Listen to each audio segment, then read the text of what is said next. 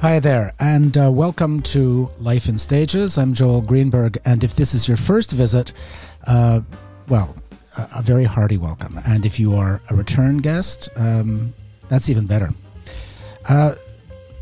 You know that Life in Stages is a series of conversations with Canada's finest performing, writing, directing artists, people who've dedicated their professions, their professional careers to this precarious and often romanticized world. And today, I am really grateful that Michael Healey, playwright, actor, producer, podcaster, has found the time to join us. So how do you do, Michael? I'm just great, Joel. How are you? I'm good. And I want to start, as I often do, I'm just curious, when you were a kid,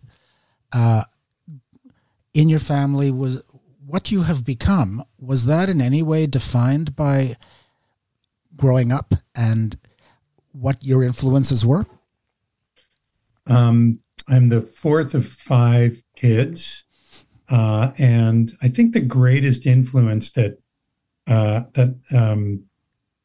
my growing up had in terms of my becoming an artist was just how engaged all of my siblings were in it was really interesting in my family, because if my eldest brother, say, brought home the album of Jesus Christ Superstar, then that was his, and suddenly all of the contemporary musical theater was his. Right. My sister, none of my other brothers were allowed somehow in some weird way to go near his kind of thing. Yeah. So then my other brother brought home a David Bowie album, and that was it.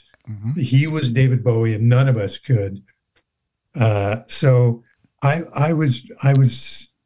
spent a lot of time when I was very young listening with fascination to the things and watching with fascination the things that my siblings they had kind of hooked into. Yeah. While kind of understanding that it was going to be my job to find my own path. So okay. Yeah. And so how did that happen? Well, it kind of happened gradually, and then all at once. When I was in grade 7, I was in a play for the first time, and I remember very clearly being on stage and getting a laugh. Yeah. On a line that I thought was funny, and just being kind of galvanized by that. The thing that I suspected would happen happened, right, and that kind of hooked me in terms of performance. Yeah, and in some ways, I've been kind of chasing that my whole career. Yeah. So that's okay. So. And I know that you did sort of formal training, right? Yeah. Yeah. Well, as formal as it gets, like 3 years at the Ryerson Theatre School, now the Metropolitan Toronto University Theatre School, in the mid 80s. Yeah. I was one of, there were 30 of us at the beginning, there were 12 of us at the end, and it was great. The best part about that training was the number of plays I was obliged to read. Yeah. And the kind of, in the final year, you were in 4 shows back to back to back. And so it would be years before I would have that kind of condensed experience again as an artist. When I got out of theater school, I would do a play, and then I'd be unemployed for 6 months or more. And then I get to do another play. And so that was the best part of theater school for me was getting that experience, because there are some lessons you just need to learn over and over and over again. Yeah. And time on stage, there's no substitute for an actor other than time on stage, Yep. You really need to spend time kind of in communion with an audience to understand the real kind of texture of the art form. Sure. And, there's certainly currently, and there's a fair amount of discussion about the value of or the behavior in theater training programs. And I know, I mean, it's been a huge focus for, I guess, political and cultural, all kinds of reasons. I went to school at a time when, I don't know if this was something that you experienced, where you were told, we're going to break you down and then we're going to build you up. And sometimes you were told that in those words. It wasn't, there was no subtext. It was just, that's how things are going to work. And I don't think that is how, I don't believe that's the current practice. I suspect it's not either. Yeah. So did you have recollections of what was particularly helpful or not while you were training? Because that was probably 35, 40 years ago. You know, it's a long time ago. Yeah. As I say, being obliged to read plays. Yeah.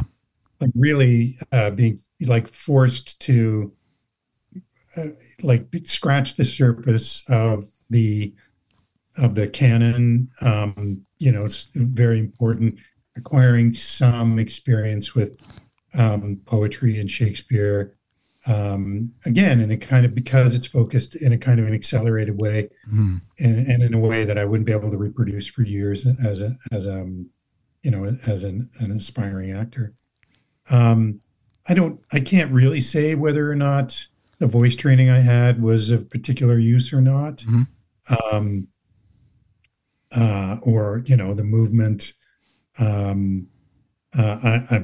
left much more aware of my body than when I entered. Yeah. And there were certainly those classes that were about kind of accessing vulnerability in various ways, which is the break him down and put him back together kind of. Yeah.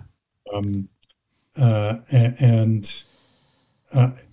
mean, I did come to understand that if I could access vulnerability in a way, there was a possibility of utilizing that in a character study. Yeah. And the thing I was always confused about was, does that mean you have to access that vulnerability each time in front of an audience on stage in that character? And there are so many competing ideas about whether or not that's necessary, or about how to get to that place, and about, just because you're feeling something doesn't mean an audience is feeling that too. So I left with tons of questions around those kinds of things. Yeah. But those 3 years definitely accelerated and went some length as well to kind of focus me in terms of what kind of artist I thought I wanted to be. So useful that way. Yeah. And so how were you either prepared, or not so much how were you prepared? How did you move from training into the profession? Because I know that it's different it happens in different ways for everybody. Well, the first thing I did was move back to my hometown and try and write a novel. Where's your hometown? I've always Brockville, Ontario. Okay. And then 6 months later, I quickly realized writing a novel is extremely hard. So then I moved back to Toronto and tried to get an agent. I've always had a kind of ambivalence about, particularly when I was exclusively an actor. Yeah. I always had ambivalence about that as a job, particularly because I'm not good with my fate being in the hands of others. I'm a terrible auditioner. I always have been. It's never gotten better because my anxiety in an audition comes out as a kind of superiority or a kind of resentment. And who wants to work with that guy? So I've gotten very few jobs over the course of my career out of an audition. Yeah. So I've always had a kind of uncomfortable relationship with the art form and my place in it. Yeah. And that started, as I say, from the moment I got out of theater school. When I came back to town, all of my friends and colleagues had auditioned for Sean Stratford, and I didn't.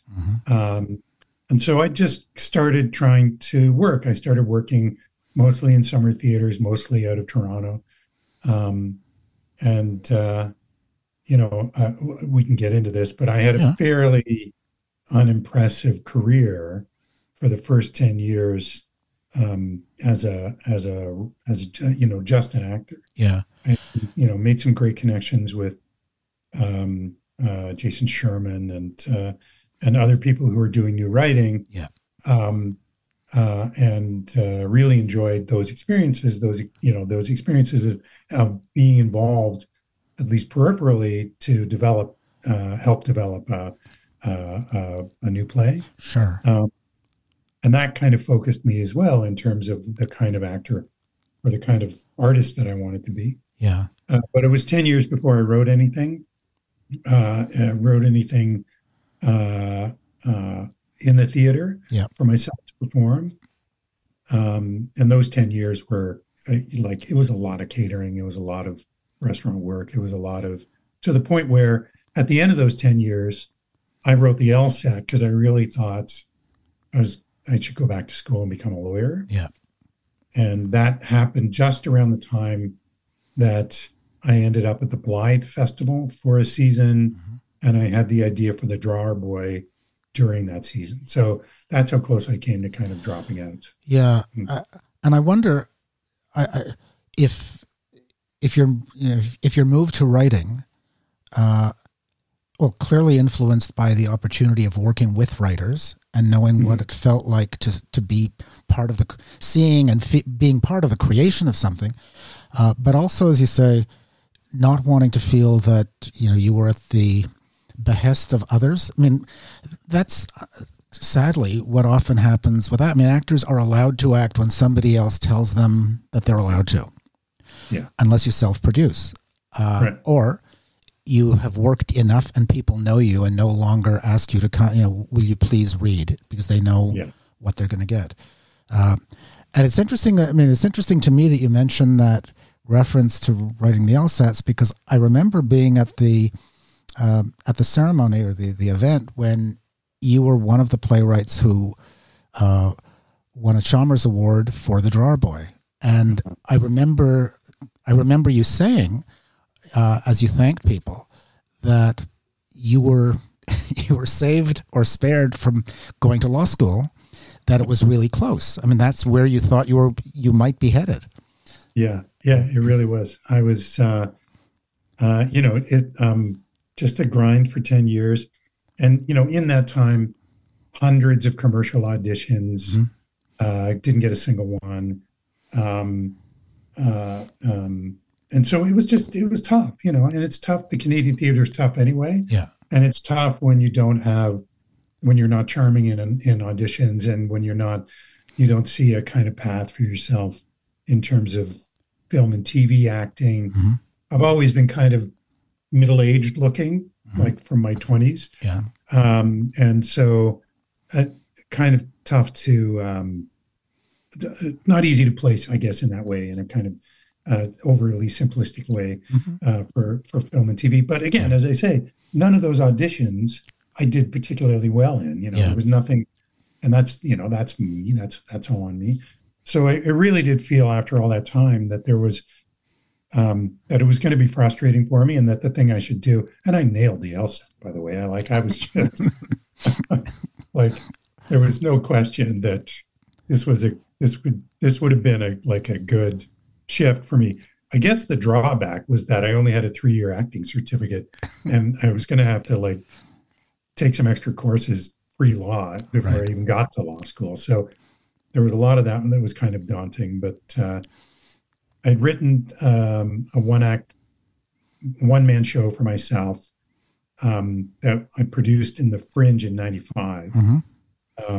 Really just out of frustration, because I was so tired of not getting good parts. So I wrote a good part for myself. That was the whole plan.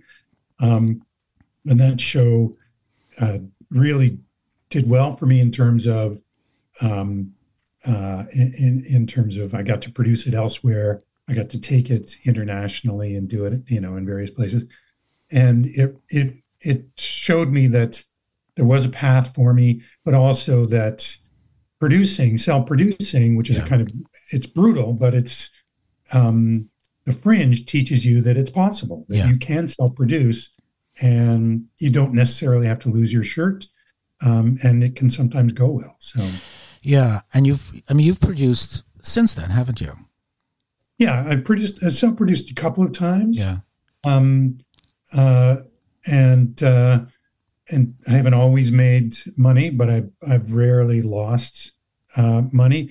Again, really just in terms of I have a new script ready and nobody's ready to produce it.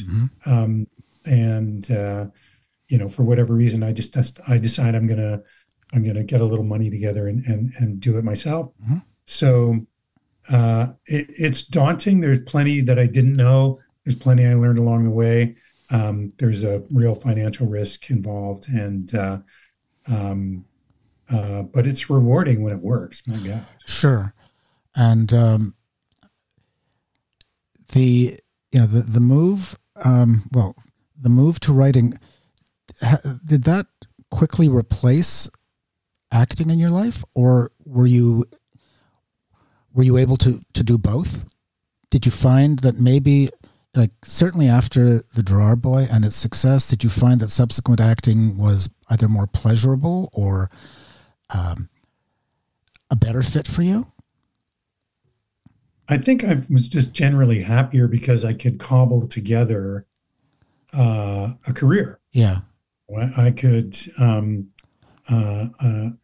for a while after The Drawer Boy, if I wrote something, somebody would produce it. Right.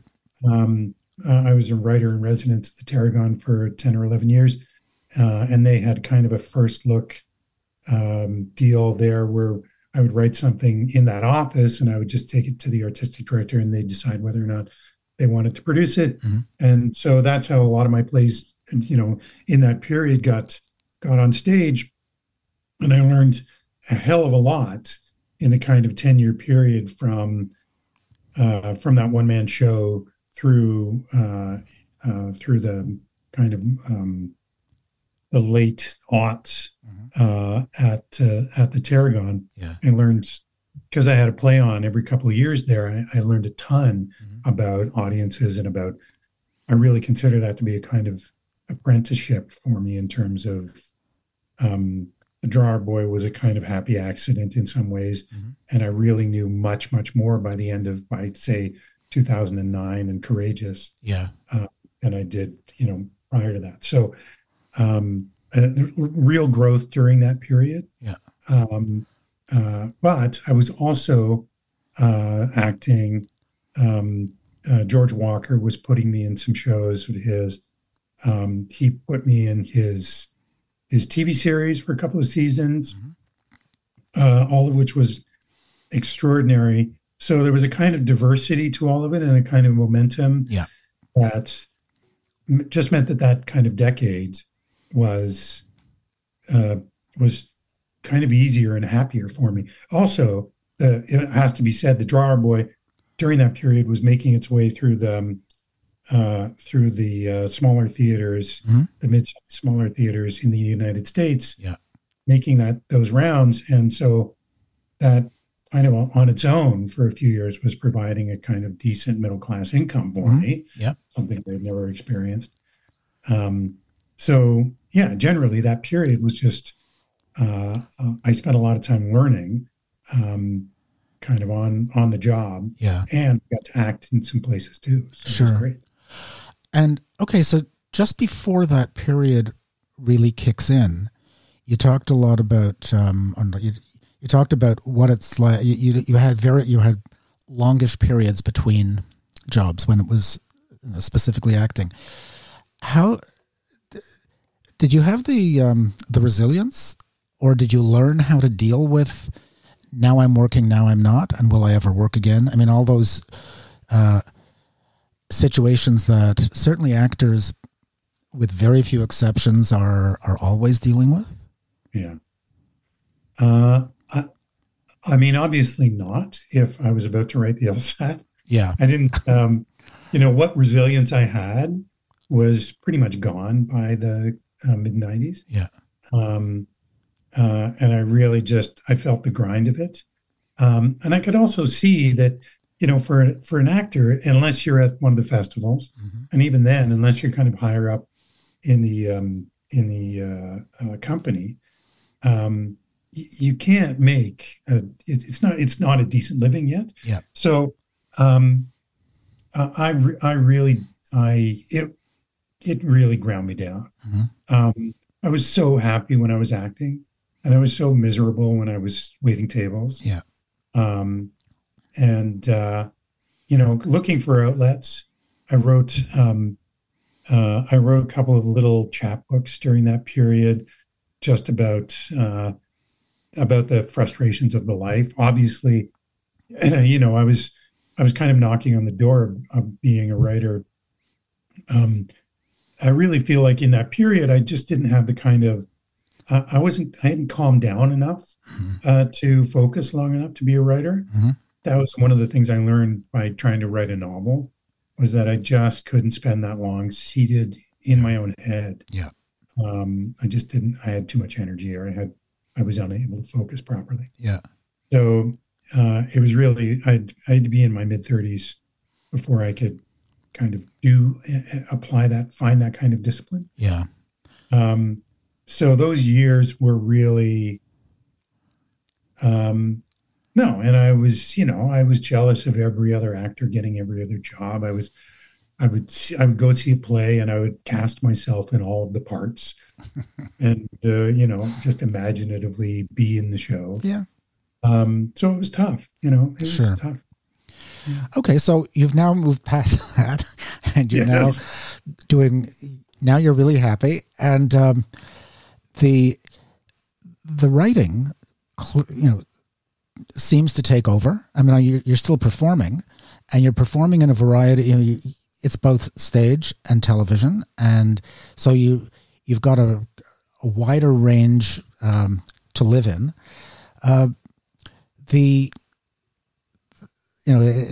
Your playwriting. I think it's fair to say. I mean, you'll tell me whether this is accurate. You've done plays that are wholly original. You've done adaptations. Yes. And you've done them. I mean, you've worked. Your writing has been in small theaters and large festival stages, right? So, is there a difference when you are creating a story that never existed, as opposed to basing a play on, whether it's a novel or whatever the original form is? Mm-hmm. In some ways, it's much easier when plot and character are kind of provided for you. Uh-huh. And that way you can focus much, much more on what's happening in the room, like what the event of the theater is going to be. Yeah. What the dynamics are between the actors and the audience. Yeah. You can get to those questions much quicker when you know that these are the characters, or that these are at least some of the characters. Yeah. And that this is, if not the plot, then this is like these are the building bones of the building blocks of the thing that you're going to make. So in some ways, it's way easier to adapt. That said, I don't take those jobs, and I also don't write something original until I know for sure that I understand what the proposition is going to be, basically. Mm-hmm. So I did once in my life, I did a commission that I thought, yeah, I think I can get there. I think I understand that. And it was kind of a disaster. Mm-hmm. And the thing I learned was, if I don't have an immediate and quite visceral understanding of what the show that I want to make is going to be, it's not going to come. Yeah. Like, I can't just wait around for it to happen and hope that it happens while I'm sitting, in front of the computer. So, so for me, I can't start until I know exactly what the game is. And that's true for both of those, whether it's an original or an adaptation.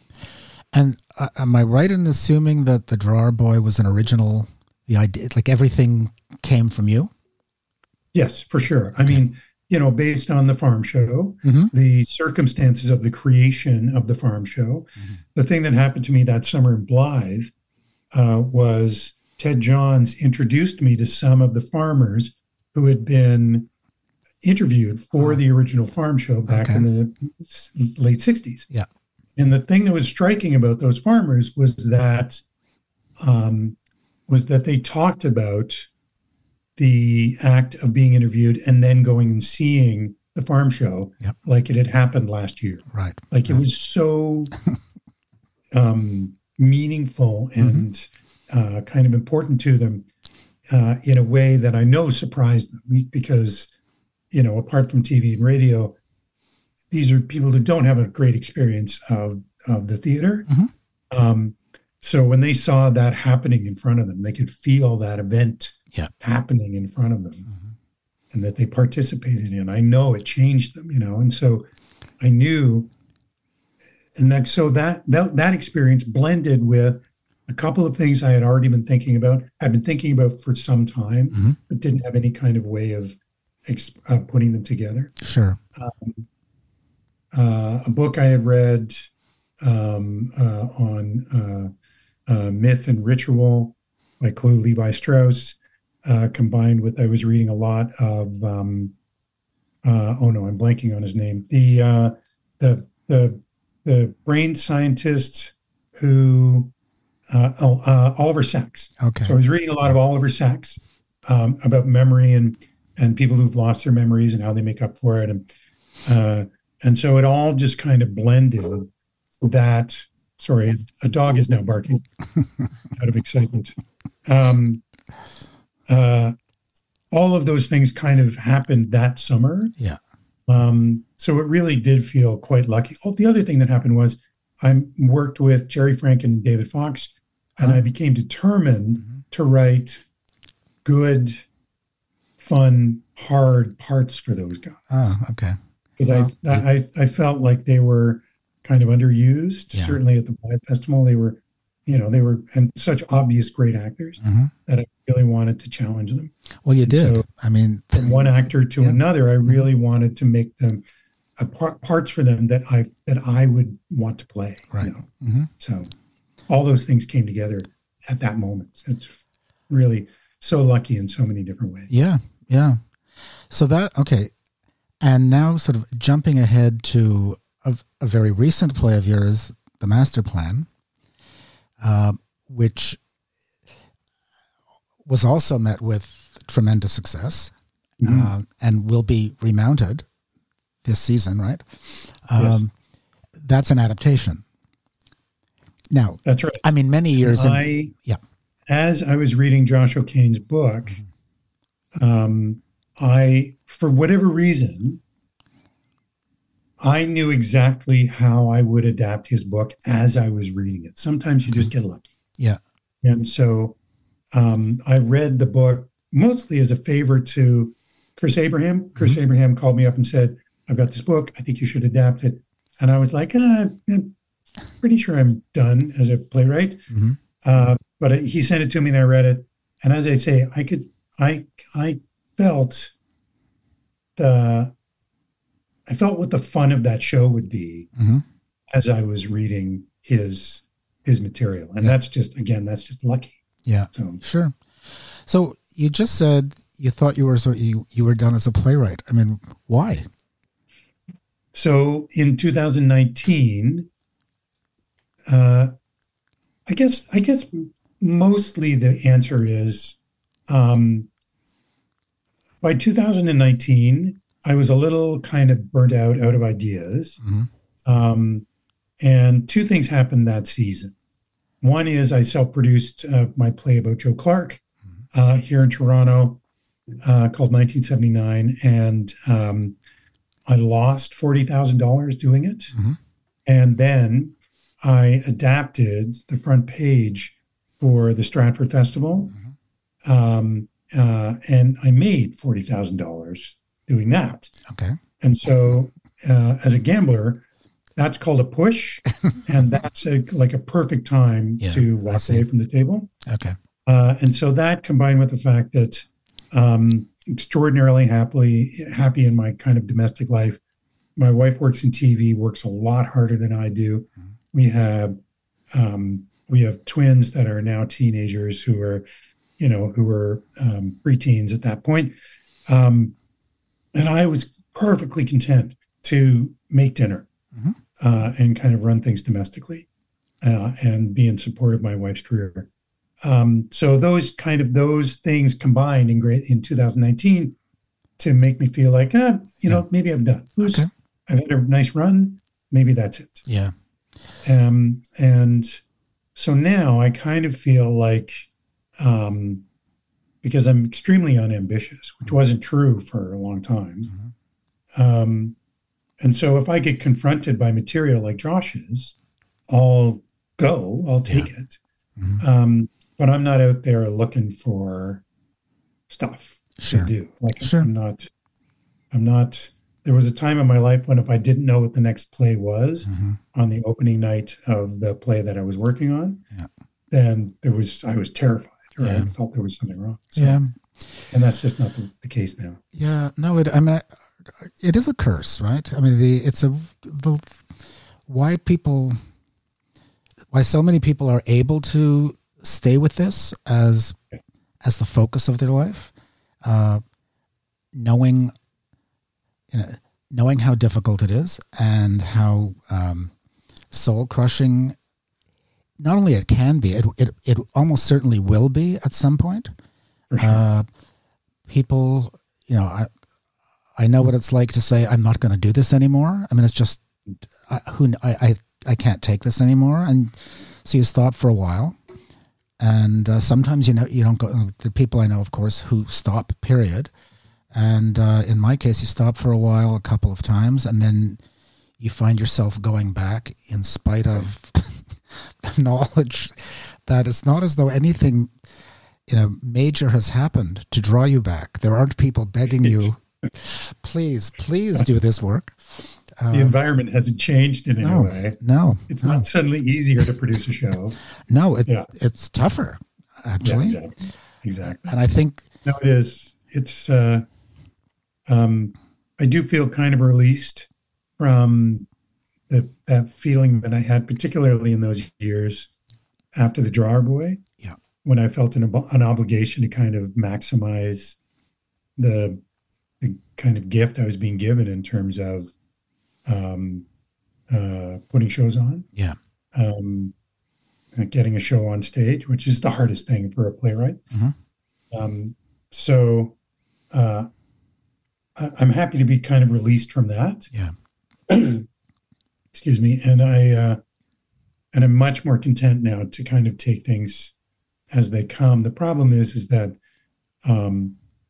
unless you had a 10 or 15 year period like I did, where you learned your craft, on stage in front of people, any sane playwright in this country will pivot to TV or leave the country. Like, those are your options. Really, those. So, it doesn't bode well for the art form in this country, because it's so hard to do. It's so inefficient in terms of the amount of money it costs, and the other storytelling methods are just so much kind of more straightforward. So, but the thing about writing something for the theater is that you're attempting to make something that occurs in the air, in a theater, night after night. And it happens between these kind of two groups. It's not all on the people on stage. It's not all on the audience. It happens really between them. And you get to mediate that event. And when you guess right, Mm-hmm. it's addictive. Like it's really something. When the thing that you thought in your head was going to move an audience or make an audience laugh, when that works, Mm-hmm. for me, I feel more connected to the species. I feel more connected to the planet. Yeah.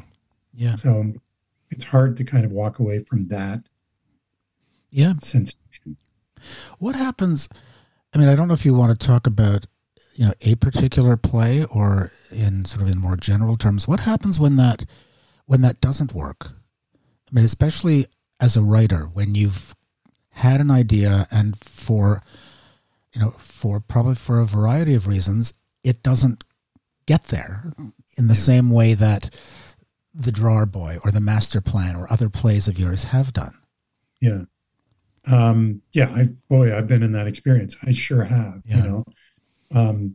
I've had the feeling of working so hard through previews while understanding that this isn't going to kind of cohere Mm-hmm. in front of an audience the way that I suspected or hoped it would. Mm-hmm. It's immensely depressing. It's incredibly difficult. In one of these circumstances, a show of mine that really, really didn't work. One of the actors, we knew this in advance, was going to leave, had to leave a couple of weeks before the end of the run. Mm-hmm. And so I was going to step in and take over for him. So I got to experience on stage 2 weeks the kind of failure of this thing in front of people every night. And it's only right. I was subjecting a company of actors to this kind of mediocrity. And now I was kind of stuck experiencing the kind of half-hearted laughs, mm-hmm. the climax that doesn't land, the denouement that people are sort of indifferent to, followed by the kind of lukewarm applause and then get the fuck off. So I've totally been there. Yeah. All you can do is learn. Mm-hmm.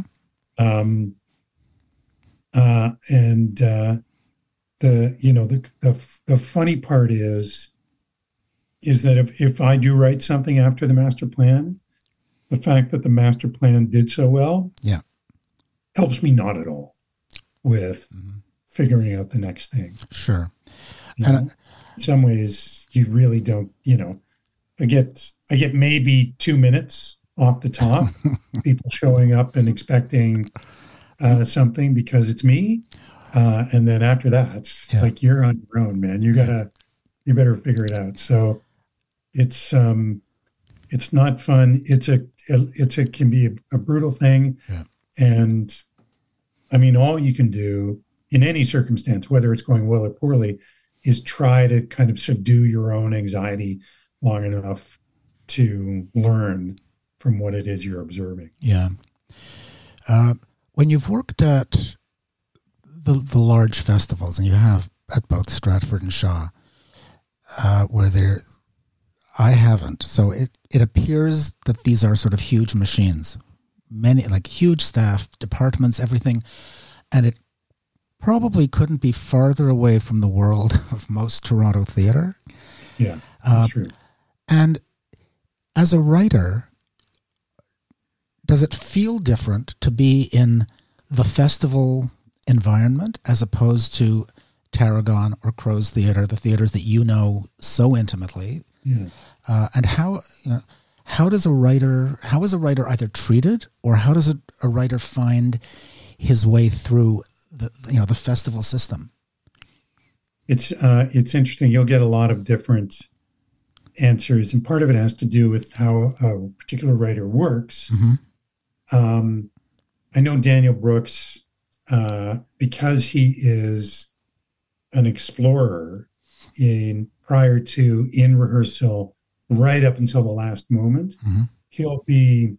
I know his experience at the festivals was, he was thrilled by how well resourced they were, mm-hmm. but he felt like he was limited in terms of they wanted him to nail things down as an artist before he was ready to. So it really is a kind of double-edged. Well, there are two kind of extremes in terms of what it's like. You get, if you're in a rehearsal and you say out loud, I think we need a silver tea service. There will be a silver tea service at 10 a.m. the next morning. Right. And the more specific you are about that silver tea service, the more specific it'll show up. They are incredibly well resourced. They are, and that goes for every department. The stage managers at the festivals work incredibly hard, but they don't kill themselves the way they have to at Tarragon, at Crows, or wherever else. And so that's throughout the departments. The downside is if I'm adapting a play for Stratford, they need to know well in advance how many characters so that they can cast them. Sure. And so that those offers are, that character is part of some actor's offer that has to be a year in advance. So if this happened on the front page, I gave them a set of characters in advance. And they were like, we were really hoping to put a few more actors in the show. Could you? And in a couple of cases, I was able to.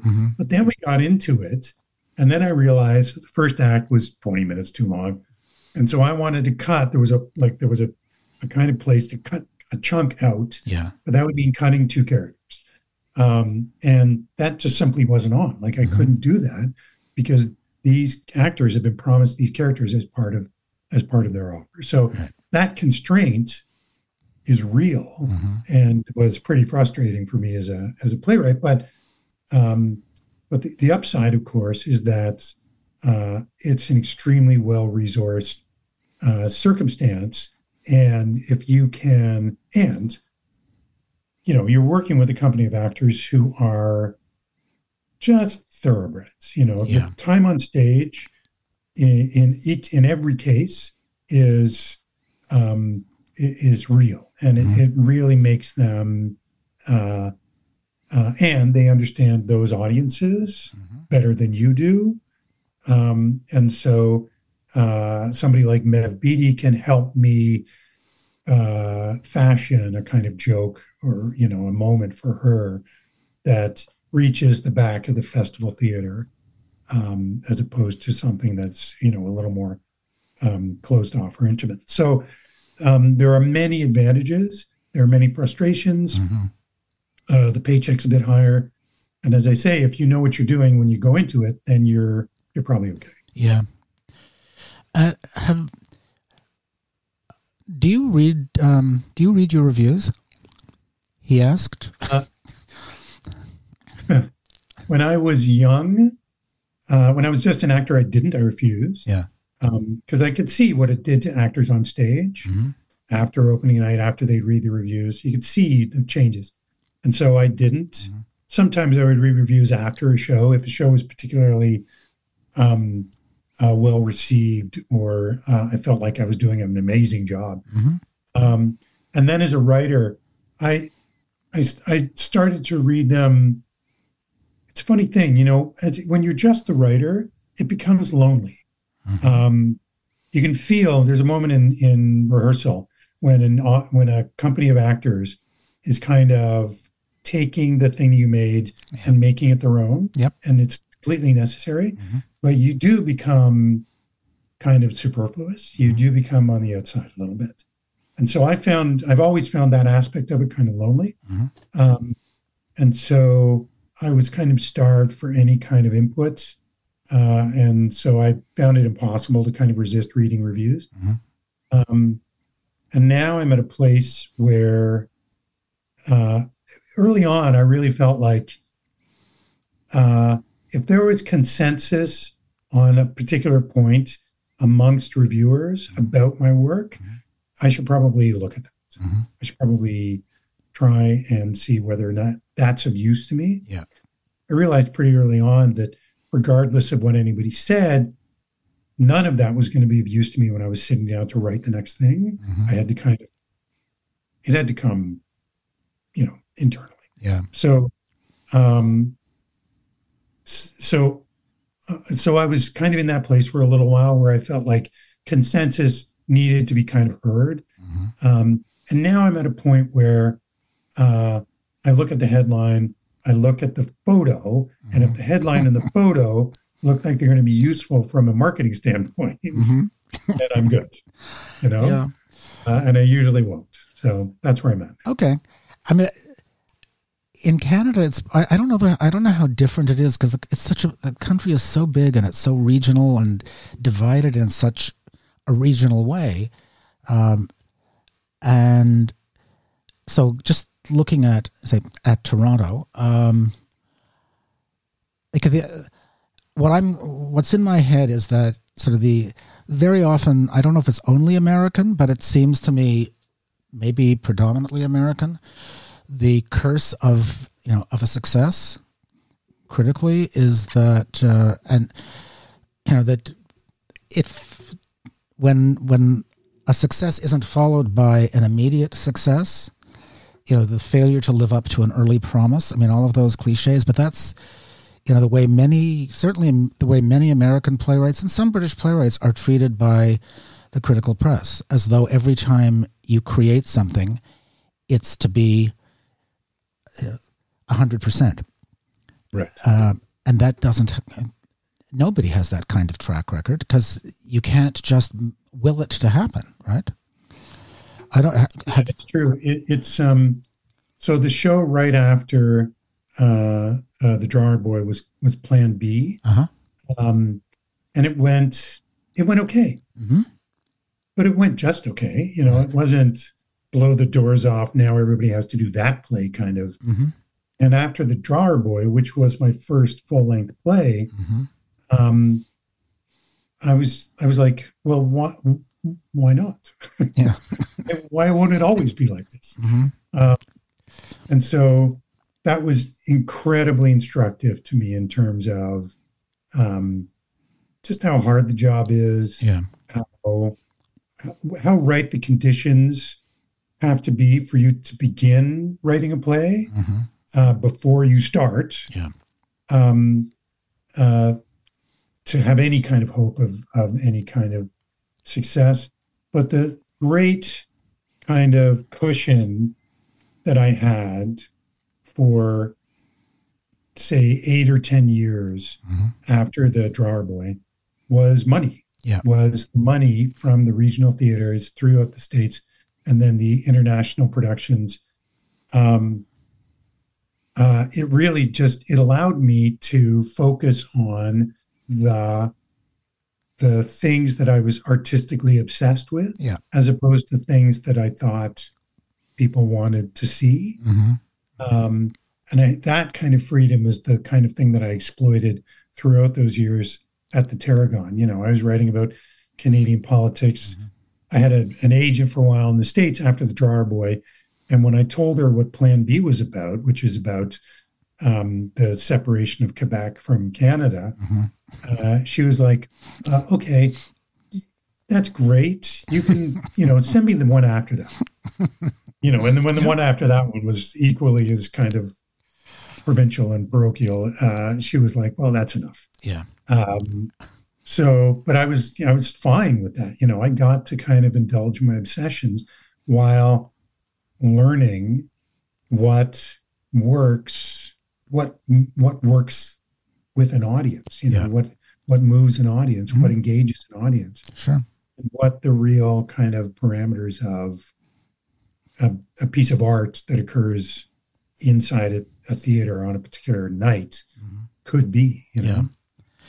At the outset of this conversation, I mentioned or introduced you as an actor, a producer, a playwright, and a podcaster. So, moving to podcast, that's pretty recent, right?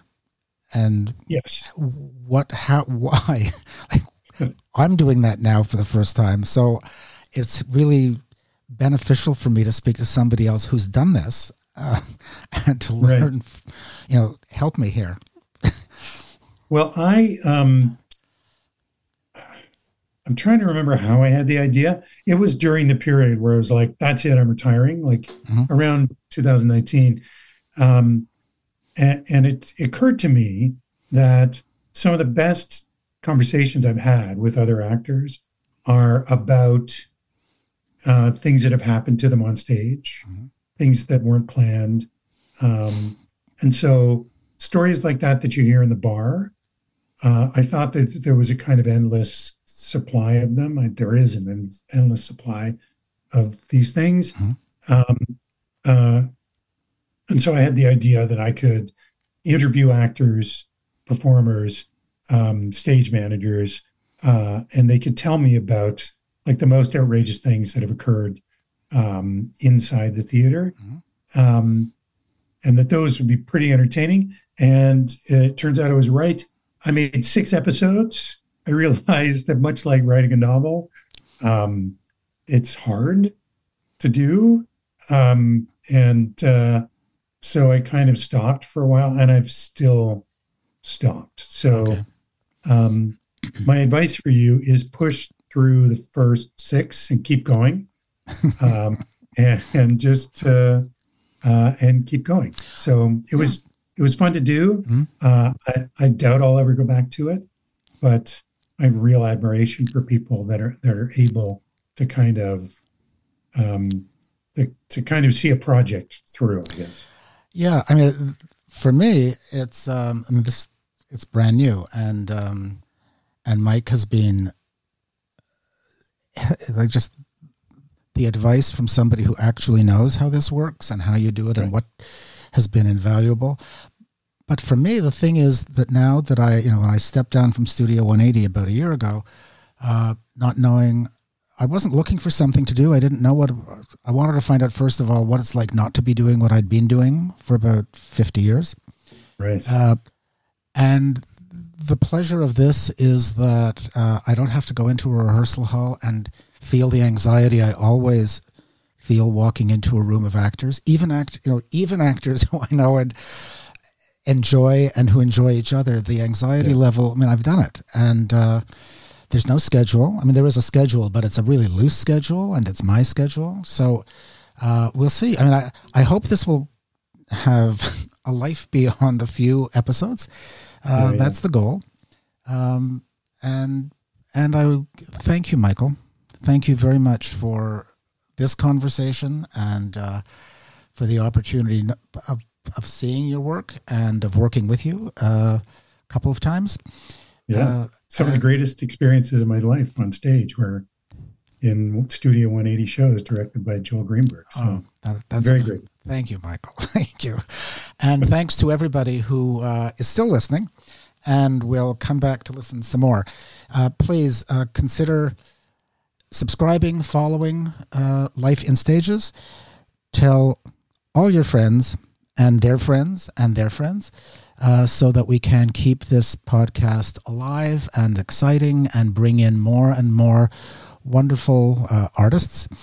If you are inclined to do so, donations are really deeply appreciated. This is a self-funded event. We're not monetizing. There are no subscription fees or anything like that, as you know.